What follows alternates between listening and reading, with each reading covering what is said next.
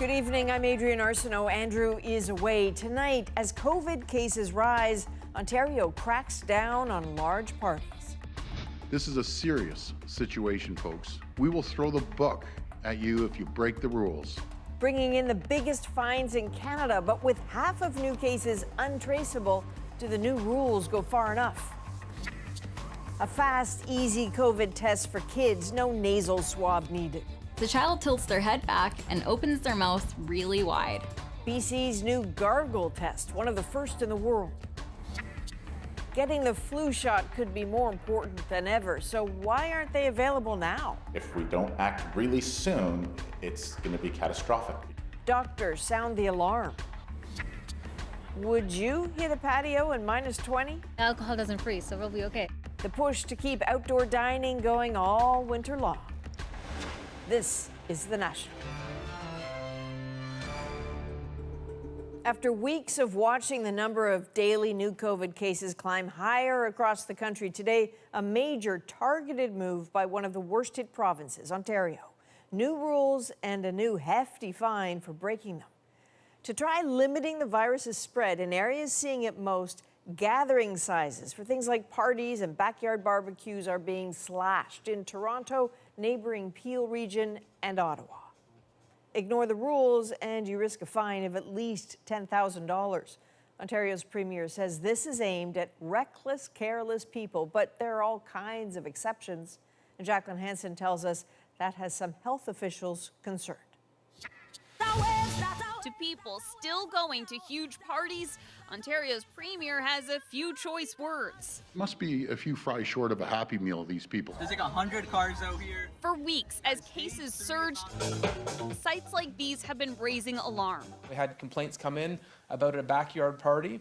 We went there and there was 89 people at the backyard party. Well, that was allowed under stage 3.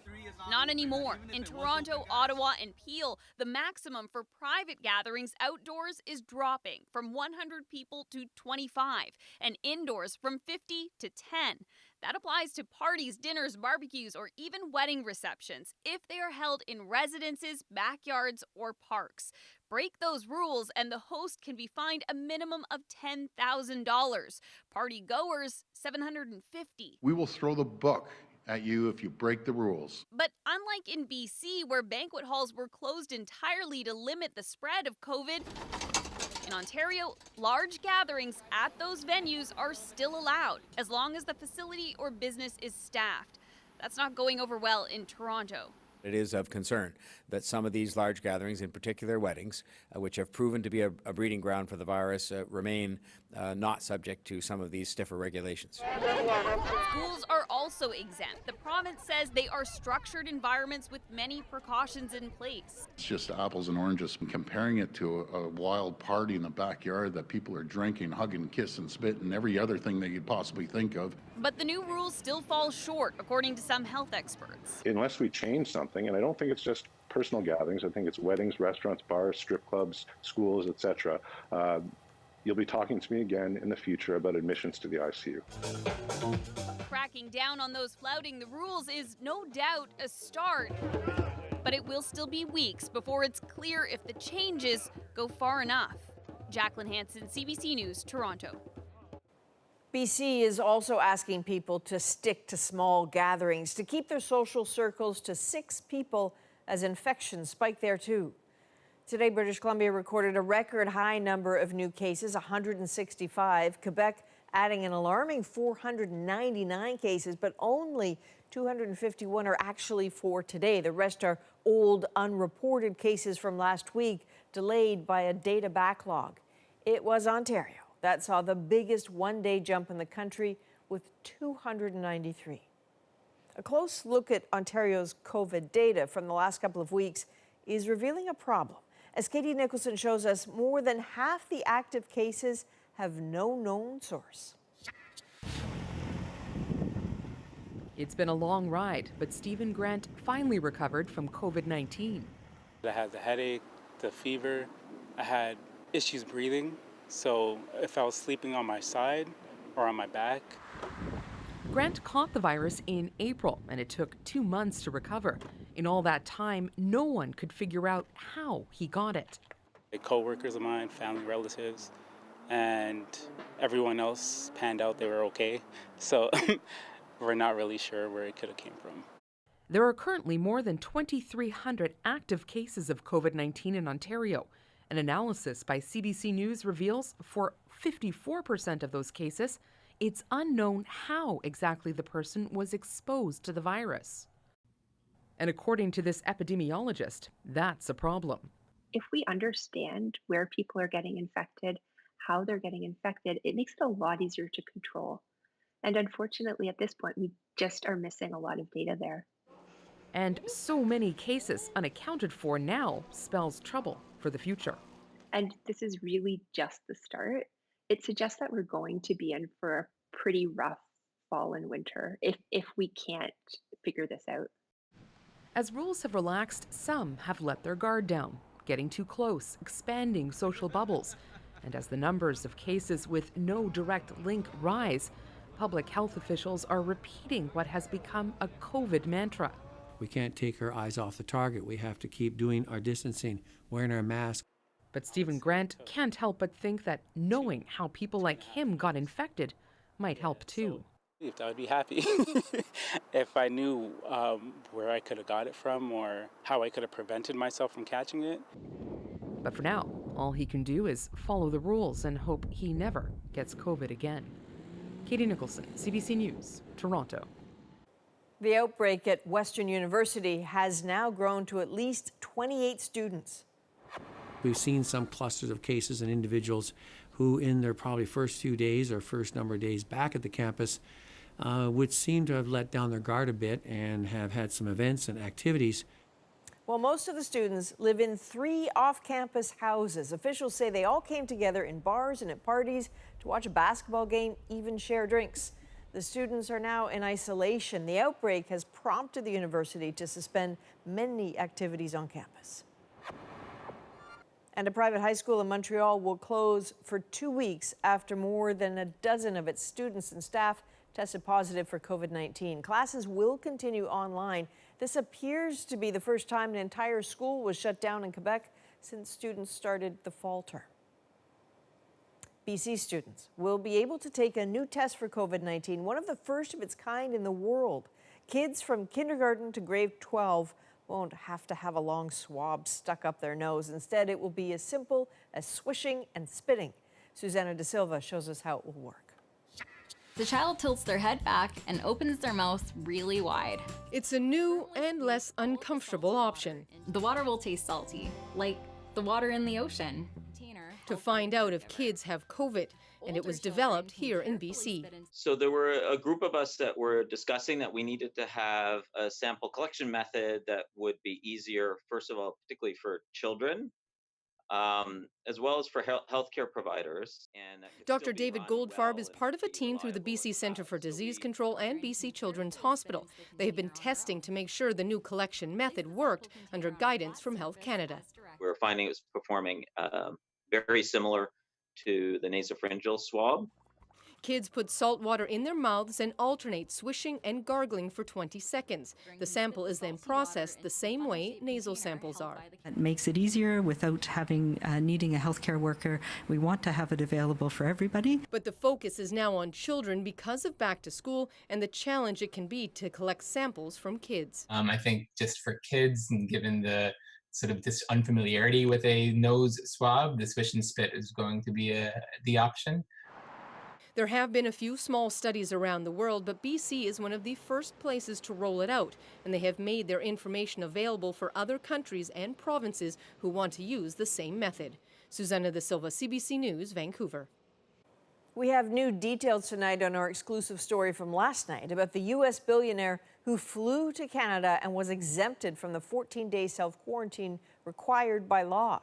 Today we got some explanation as to how that happened and an admission that it should not have. Here's Jonathan Gatehouse from our investigations unit. The federal government moved quickly today to put distance between itself and a decision to let CEO Liz Uihlein and 2 other American executives skip quarantine last month. Uihlein and her colleagues spent 2 days holding meetings at their sprawling Milton, Ontario office after flying into Pearson Airport on a private jet. The government says they didn't get ministerial exemptions. Rather, it was local Canada Border Service agents who waived the isolation rules. Something Public Safety Minister Bill Blair says should never have happened. A decision was made by officers based on the information provided. Entry should not have been permitted, Blair said in a tweet this afternoon. This was not a political decision, he added. Conservative critic Shannon Stubbs charged that it's not credible to believe ministers' offices wouldn't know who had been exempted, tweeting in response, "How many private jets flying into Canada with billionaires aboard?" Liz Uline and her husband, a billionaire couple, are currently the top Republican Party donors. Well, there should be one rule for all the people. It doesn't matter who you are. I don't care if you have 50 cents or you have $10 billion. It doesn't make a difference. For Shayla Costello, whose grandparents are trying to waive the 14-day quarantine so they can visit her dying mother in hospice, the rules do feel different. It's upsetting because we've been fighting so long, for 3 weeks now, for an exemption for quarantining, so they can see my mom for a couple hours. CBSA said the Uline executives were granted exemption from quarantine under a category for people who provide an essential service, like truck drivers or healthcare workers. Saying in a statement they've now concluded that the travel in this case should have been categorized as discretionary and entry denied. Uline and her company have not commented on the government's claim that their exemption was a mistake. So, Jonathan, it certainly seems like there are some unanswered questions remaining here. Quite a number of them, Adrian. We don't know, for example, what sort of documentation was produced at the border and what sort of investigation the agents did at the time. We also don't know, if this was just a case of a bad decision or whether any rules might have been broken. So what more can you tell us, though, about the role of these border agents? Border agents have complete discretion about who they let in and out of the country. But what is important here, I think, to note is that they also have some discretion when it comes to the quarantine exemptions. But at the same time, the language is pretty precise around this. The exemption that was invoked here is one for essential workers. The Act talks about things like healthcare workers and people that repair infrastructure. So clearly, this did not apply to these business executives. All right, the digging continues. Jonathan, thank you. Thank you. 1,500 doctors across Canada are demanding an inquiry into the treatment of one of their colleagues. Dr. Jean Robert Ngola was accused of bringing COVID-19 to New Brunswick and starting an outbreak. Judy Trin's Fifth Estate investigation found that to be unlikely. Tonight, she has Dr. Ngola's reaction to a substantial show of support. The letter that arrived at Dr. Jean-Robert Ngola's clinic in Louisville was unexpected. It was signed by 1,500 fellow doctors from across Canada in a show of support. When you are facing a huge problem in of your life and you have the support of your colleague, I'm so emotional. I miss some words, but I thank them very much. The letter recognized there was a rush to judgment, that how he was treated was unjust, unkind, and dehumanizing. Due to the actions of one irresponsible individual. That's how New Brunswick's premier referred to Ngola in May. The doctor was blamed for bringing the virus into Campbellton after a family emergency forced him to travel overnight to Montreal to pick up his 4-year-old daughter. He didn't self-isolate upon returning. After testing positive for COVID, Ngola's name was leaked on the internet.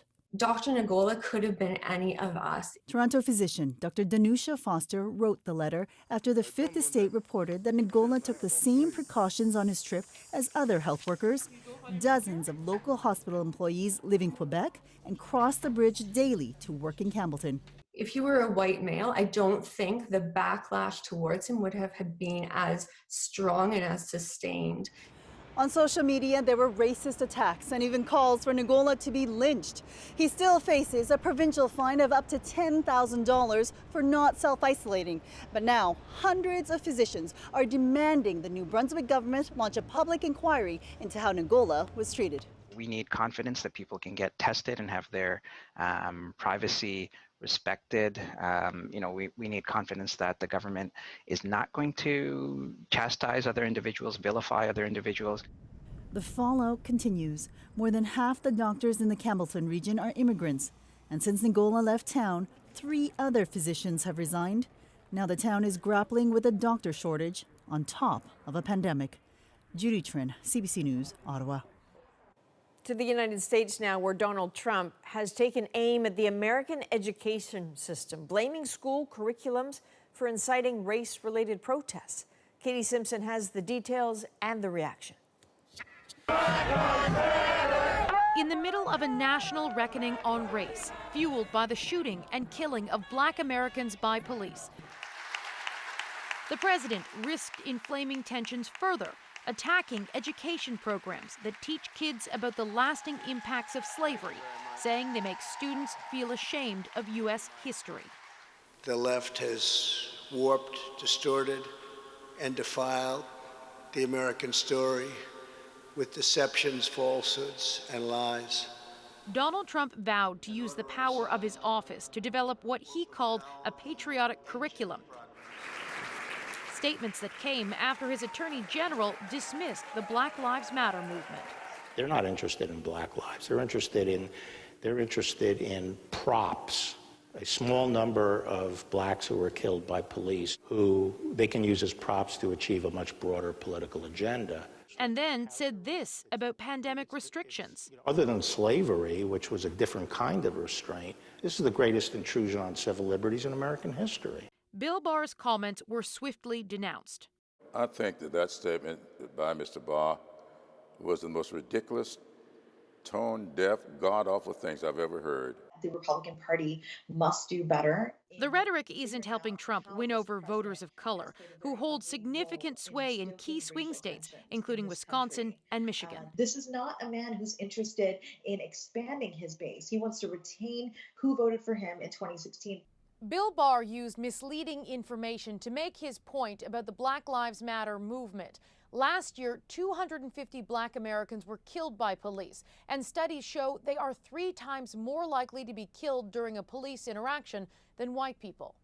Katie Simpson, CBC News, Washington. Allies of Russia's leading opposition figure, Alexei Navalny, say they found traces of the Novichok nerve agent on a water bottle from his hotel room in Siberia. A video posted on Navalny's Instagram page shows his team searching the room last month after they learned Navalny had fallen ill on a flight to Moscow.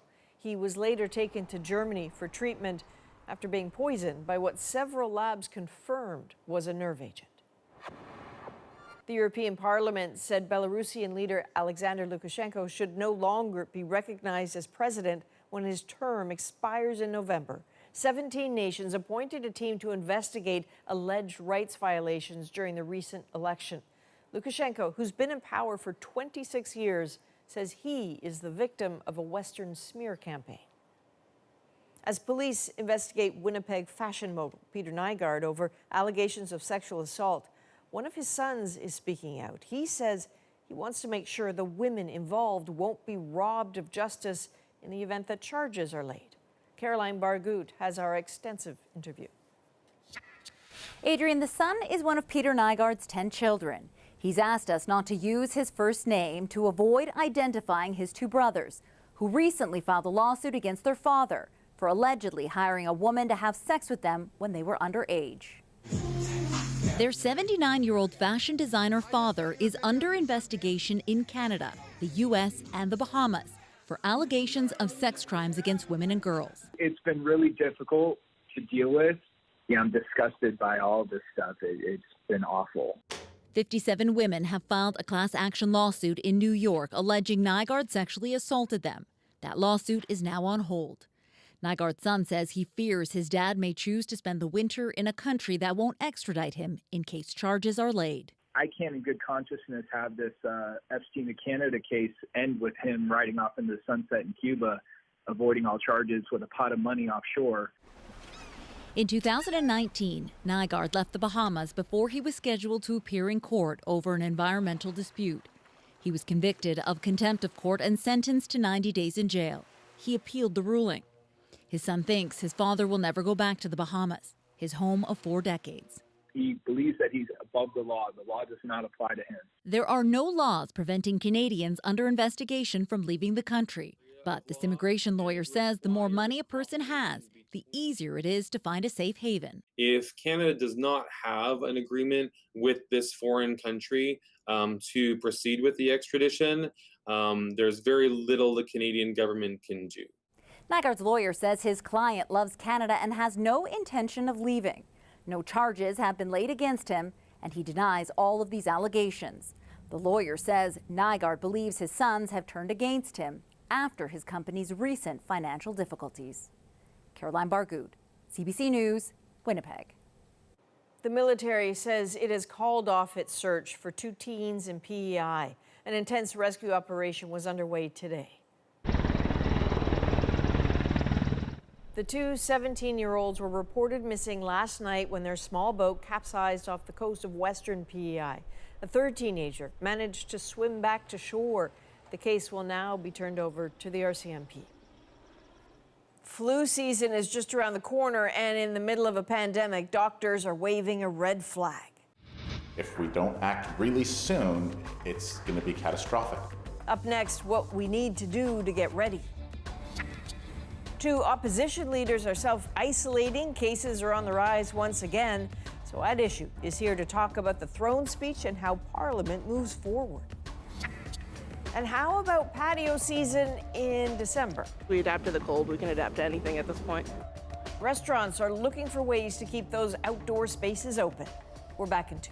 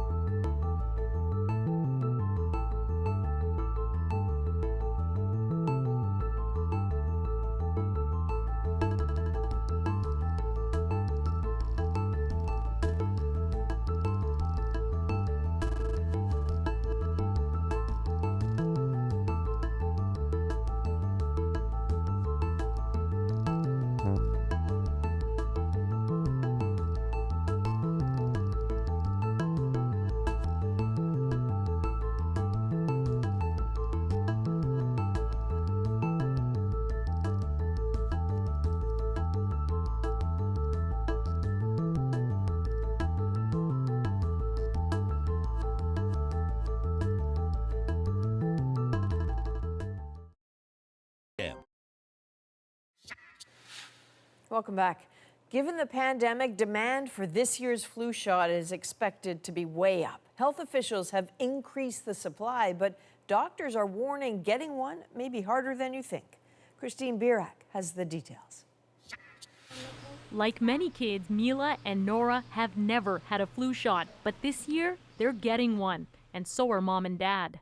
This year, due to COVID, will be the very first year we're going to do it.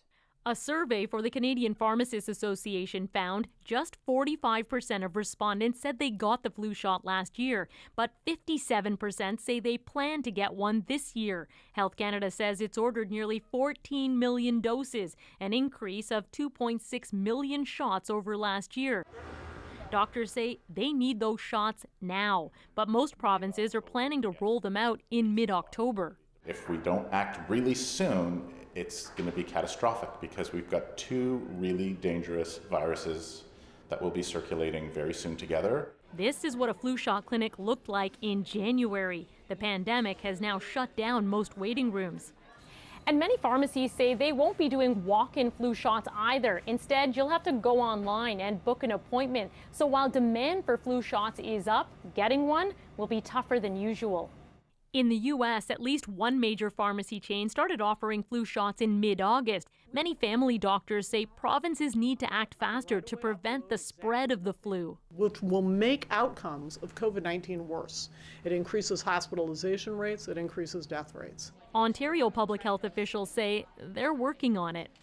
When those vaccines arrive, we're going to do our usual methods. That means distributing out to primary care physicians equal to their amount that they had last year. No, they should not be treating it business as usual because, it's a pandemic. Many want added protection for their loved ones as quickly as they can get it. Christine Burak, CBC News, Toronto. Whether it's the dining room table, an old desk in the basement, or a cramped corner of the bedroom, people are making do when it comes to working from home. But this designer has some advice to make it better. That's coming up. Adrian, tonight we're going to look at the impact this current spike in COVID-19 cases will have on next week's throne speech and on how Parliament actually returns. Chantal, Andrew, and Althea will join all of us right after the break.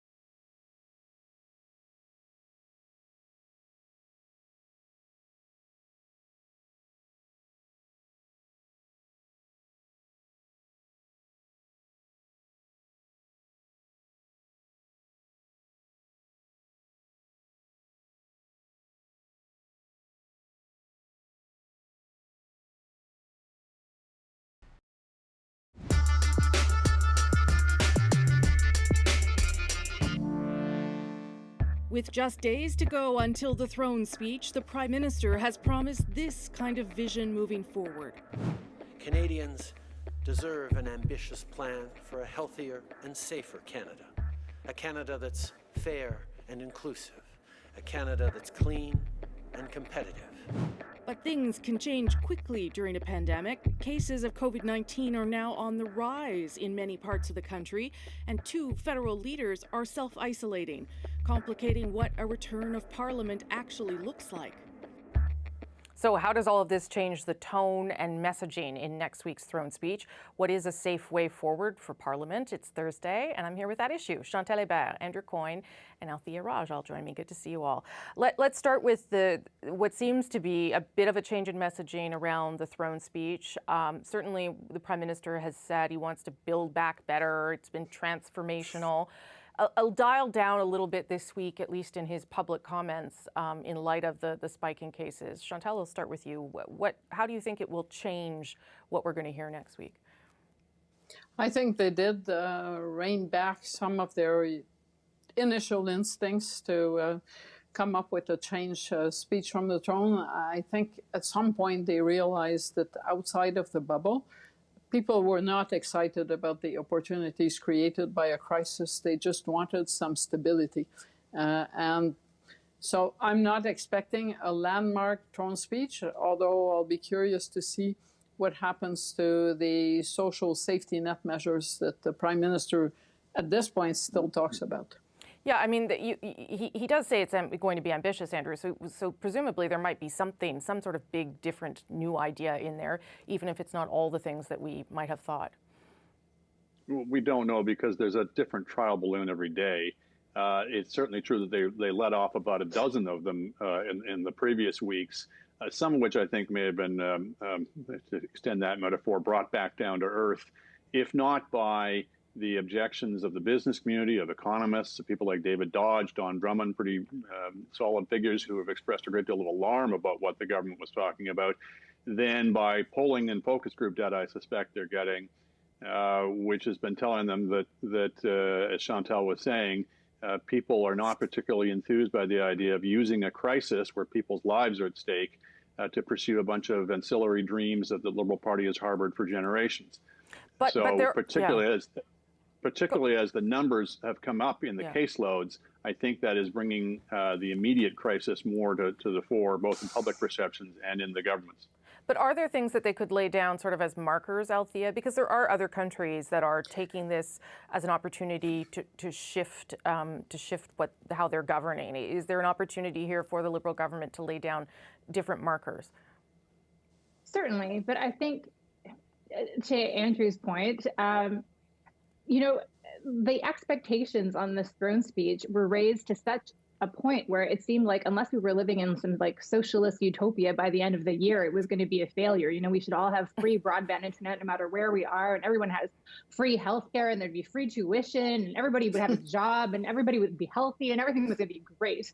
And I think that they realized that by kind of blowing up expectations to that point, they had to, people are going to be really disappointed by what's actually going to be in this speech. So we need to fix this problem, and then compile that with the fact that the case numbers are going up and people are incredibly worried about a second wave, and they're worried about their kids going back to school. Mm-hmm. The Prime Minister really needed to meet people where they were at. And I think that is really what we have seen.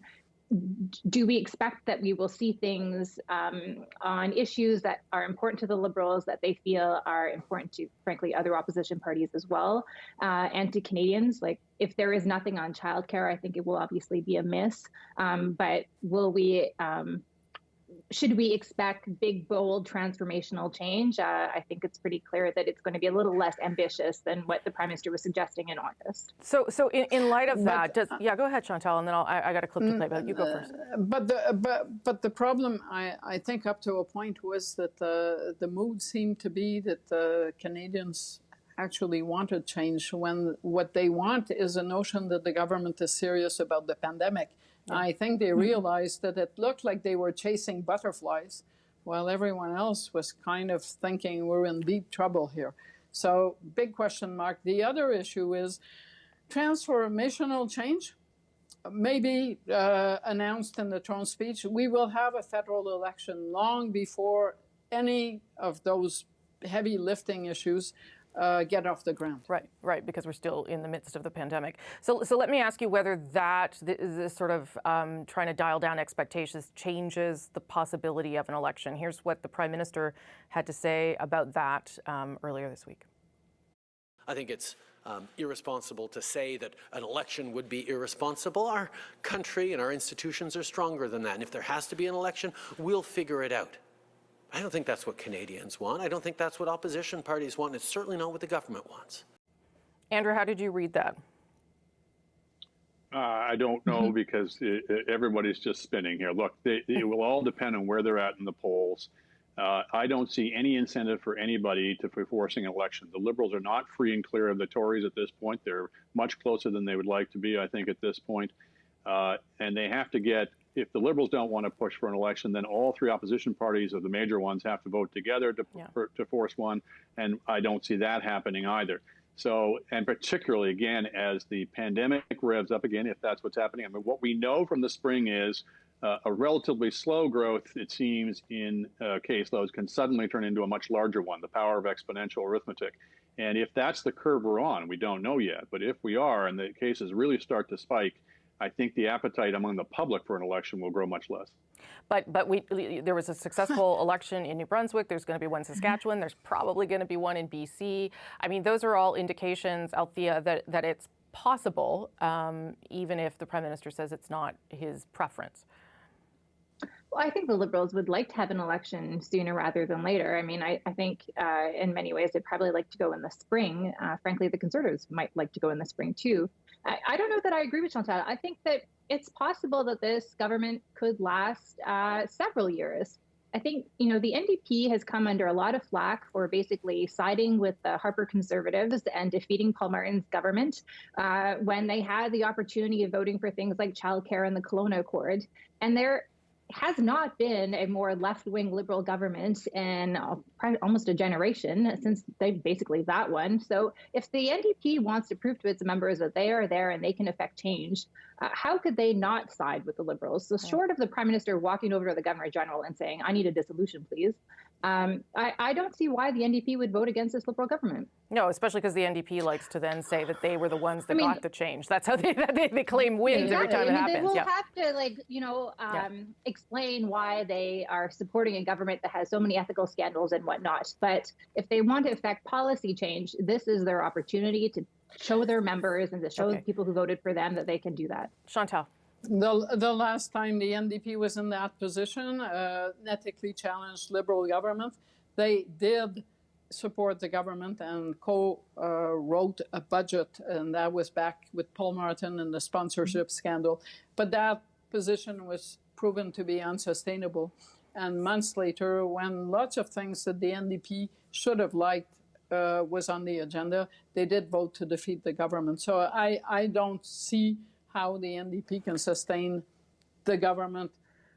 They've pushed down the marker to the budget, but there will come a point where they won't have a choice. Okay, I want to do. It's going to be sooner rather than later. A quick go around on the fact that 2 federal leaders are now self-isolating because they've been exposed to COVID. The Bloc leader, his spouse has COVID, and in the case of Erin O'Toole, it's a staffer. You know, the Conservatives at one point wanted to see more people in the House, and now it just seems like sort of in many other parts of the country, just the same situation is happening here in Ottawa. Does that change the dynamic? I mean, it's possible that Erin O'Toole will have to do a speech virtually, or Mr. Blanchette. Andrew. Yeah, I mean, we've seen with a number of political leaders that they play rather fast and loose with the rules that they impose on other people. So even as the rest of the country's on lockdown, you see these large gatherings around political leaders, and obviously they're under pressure to do so. They're in the people business. They're in the flesh pressing business. But we're now seeing the consequences. I don't think that necessarily precludes prudent measures to allow Parliament to function. But one of those is everybody wear masks. And we keep seeing pictures of political gatherings where nobody's wearing masks. Yeah, Althea and then Chantal quickly.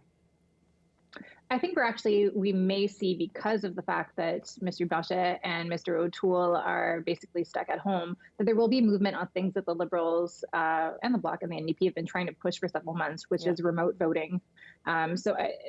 Nobody would say anything today, but I was told that they're close to an agreement, so they don't want to leak anything. And that means that, things are moving in a perhaps more constructive way. So I think everybody is on side to not have 338 members back in the chamber. What a hybrid parliament will look like, how many people will be there, will they be wearing masks, can they social distance properly, can the committees continue their work, can we basically have a full parliament? We can only have a full parliament if people can vote, whether that's standing up and waving their hand, or if it's voting through an app. And it seems like there is going to be agreement by the time we talk next week. Last word to you, Chantal. It's almost unavoidable, even if you set aside the François Blanchet and Erin O'Toole having to self-isolate. MPs from Atlantic Canada are facing serious hurdles in going home if they come to Parliament Hill. And they should be allowed to vote. So bottom line, yes, we have come to that point. If you can reopen schools and try to make them work, virtual learning, I guess our MPs are going to have to learn to vote, even if they can't physically be there. Okay, we'll leave it there, but I'm going to see you all Wednesday and Thursday next week. We got a little more time this week. It was a joy, so thank you. Before we go, be sure to subscribe to At Issue, the podcast, for extra content, including the panel's take on this story. Canada was taking advantage of us, as usual. Our government will always stand up for Canadian workers. You can find us on any major podcast app, our website, cbcnews.ca/The National. And with that, I'll throw it back to Adrienne in Toronto. All right, thanks, Rosie. Patios have saved many restaurants through this pandemic, but this is Canada, and like it or not, winter is coming. How some restaurants are planning to keep patio season rolling well past Thanksgiving. Plus, this kid loves garbage day. Wait till you see what his local garbage collectors did for him. Coming up.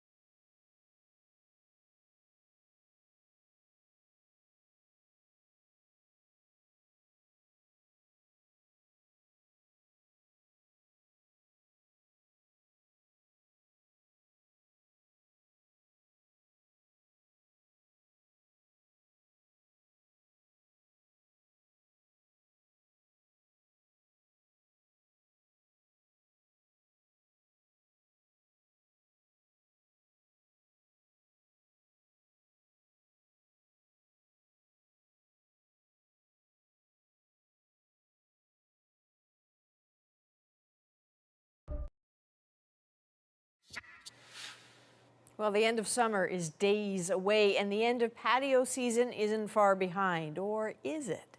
Cameron McIntosh shows us how restaurant owners are trying to keep customers outside despite those falling temperatures. On a crisp 10-degree fall-like evening, Alana Farouz and her friends are outside trying to enjoy what's left of summer. I would love to be able to continue going out on the patio. The city is gorgeous. I'd love to enjoy it. It could happen. Brad Shute is one of many restaurant and bar owners here, seriously looking at keeping his patio going all winter. We were working on our hot toddy recipe yesterday, and I think it was pretty tasty. Good time to mention This is Winnipeg. It gets chilly. But facing what could be a long, crowd-restricted, pandemic winter, Chute is betting people will go outside. I think they're going to be balancing their comfort of not wanting to be inside due to COVID and their literal comfort of being too cold. Across the country, patios and good weather helped keep a lot of restaurants and bars going. Now, nationally, there's a push to extend the outdoor season. People are buying portable heaters. Restaurants Canada is helping owners in several cities push for breaks on licensing, fire, and zoning codes, all to keep those patios open. We don't want anyone to go against the best advice of health officials, but are there ways we can address those concerns and still provide the best, extend the season in any way? There's already a run on outdoor heaters. As for covering a patio, in Manitoba at least, the chief public health officer says outside means outside. I think it'd be something that we're going to need to be clear about. And so when we talk about a patio and that we expect it to be just that, a predominance of outdoor air, so not enclosed. Jasmeet Verk isn't quite convinced, but sees a plus. Alcohol doesn't freeze, so we'll be okay. We'll be fine, yes. I find this a very adaptive city. We adapt to the cold. We can adapt to anything at this point. Cheers to the winter of our pandemic discontent. Cameron McIntosh, CBC News, Winnipeg. For those in this country who don't have the luxury of a home office, working from home comes with some challenges. This Canadian designer launched a business that's all about creative solutions. Like, where are they going to put their clothes? That's up next.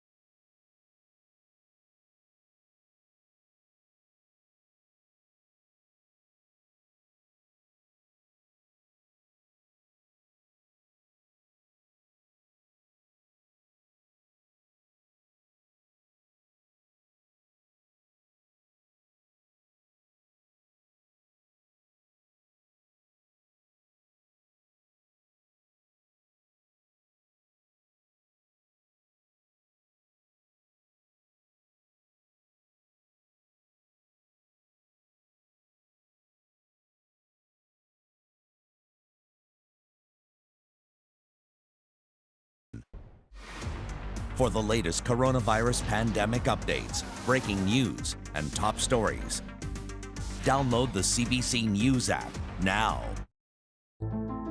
I'm Josh Block. Tomorrow on CBC's daily news podcast Front Burner, we look at far-right extremism in the ranks of the Canadian military and an army commander's vow to weed it out.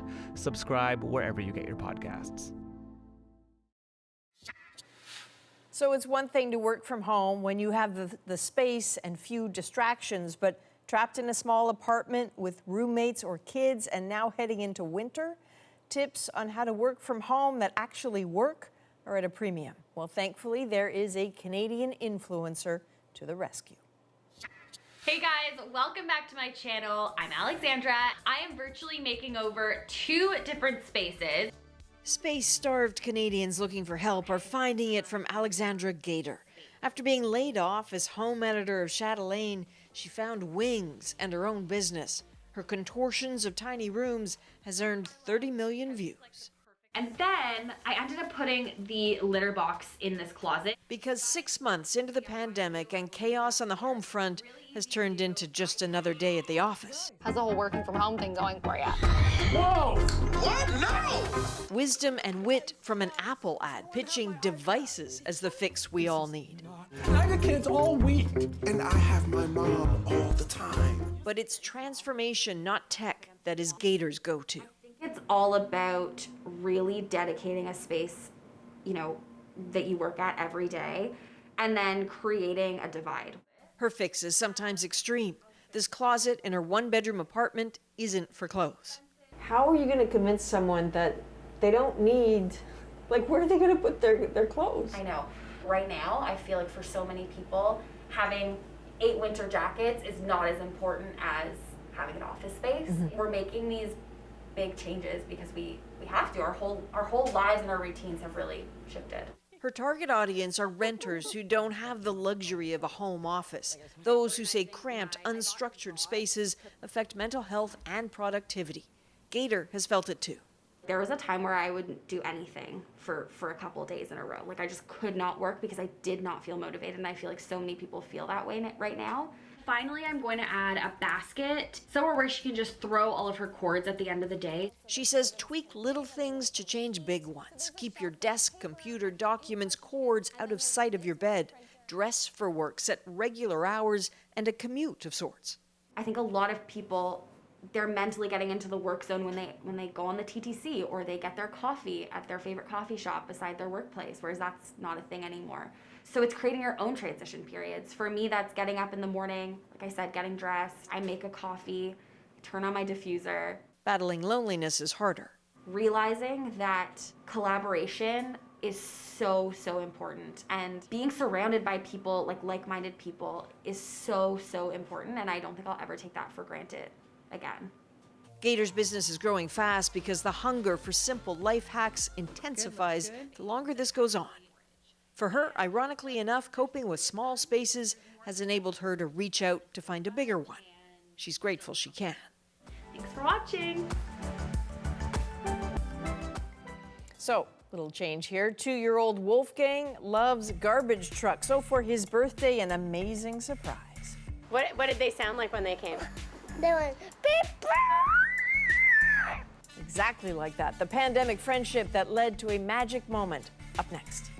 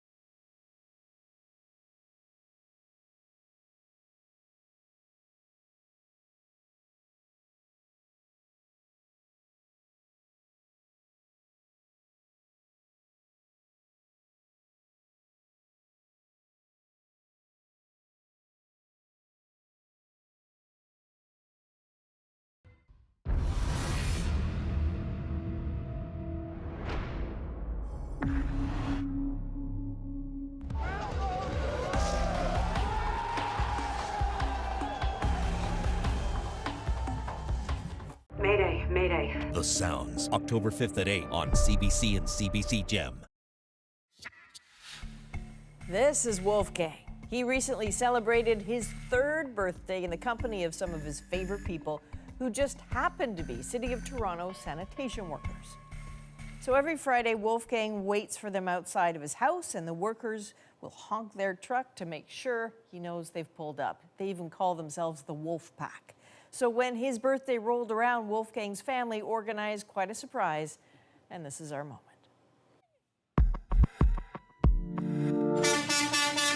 All of a sudden the noise started and you saw coming down the street 4 garbage trucks blaring their horns.